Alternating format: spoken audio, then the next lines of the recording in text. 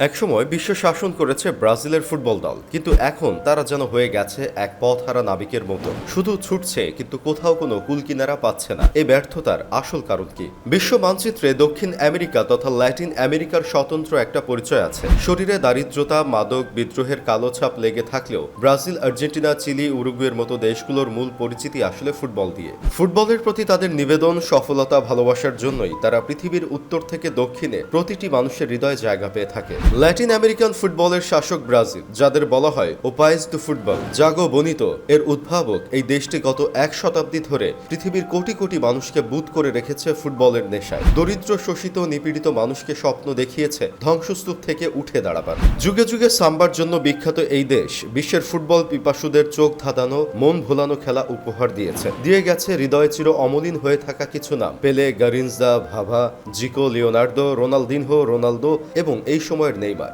একসময় Latin American তথা ব্রাজিলের ফুটবলের বৈশিষ্ট্য ছিল ব্যক্তিগত শিল্প নৈপুণ্য, শটাশট ড্রিবলিং, 1.5 ফুট জায়গার উপরেই অবিশ্বাস্য সব টার্ন, টুকটাক শর্ট পাস আর ডামি খেলে ডিফেন্সের বাম্মিকা ড্যাডডি করে দিয়ে গোল করা। গায়ে সেটে থাকা একটা, ইন সাম কেসেস একাধিক মার্কার নিয়েও তো শরীরকে হেলাতে দোলাতে পায়ের জঙ্গলের মধ্য দিয়ে পেনাল্টি বক্সে ঢুকে পড়া, উইং থেকে ইনসাইড ডস মেরে মাখনের মধ্যে ছুরি চালানোর মতো করে চকিত শট।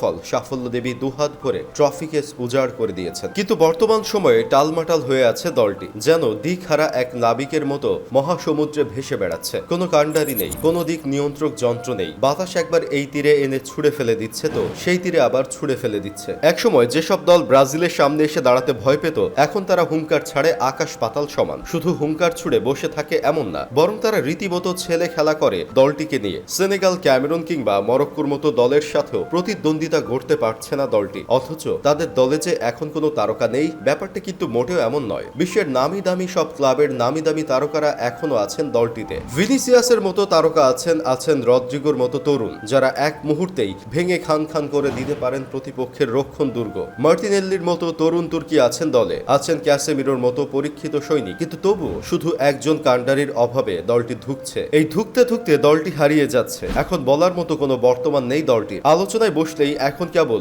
ইতিহাস নিয়ে কথা বলতে হয়। এই ইতিহাসও এখন একটা বিদ্রুপের মতো হয়ে গেছে। প্রতিপক্ষ দলের সমর্থকেরা এখন এটাকে নিছক একটি মজা হিসেবে এবং বিনোদন হিসেবে নিয়ে থাকে। এর পেছনে অবশ্য সেই দলের ঊর্ধ্বতনদের দায়ও আছে। 2014 সালে জার্মানির সাথে ভরাডুবির পর দরকার ছিল দলটাকে ঢেলে সাজানো, কিন্তু তারা সেটা করেননি। অথচ তাদের প্রতিবেশী দেশ আর্জেন্টিনা ঠিকই নিজেদের দলকে একটা পরিকল্পনার ভেতর দিয়ে নিয়ে এসে দলটিকে সাজিয়ে সাফল্যের চূড়ায় উঠে গেছে। এখন যখন দেওয়ালে পিঠ থেকে গেছে, তখন ঘুরে দাঁড়ানোর চেষ্টা করছে দলটি। ডিরেক্টর হিসেবে দলে জায়গা করে দিয়েছে রিকার্ডো কাকাকে, যিনি প্রায় তার একক চেষ্টায় নিজেদের দেশের বাইরে এই প্রথম একজন কোচ নিয়োগ দেওয়ার চেষ্টা করছেন এবং সফল হয়েছেন। আনচেলত্তি আসবেন, আসলে হয়তো দলে একটা পরিবর্তন আসবে। দেখা যাক এখন লাখো ভক্তের সেই স্বপ্ন ব্রাজিল পূরণ করতে পারে কিনা।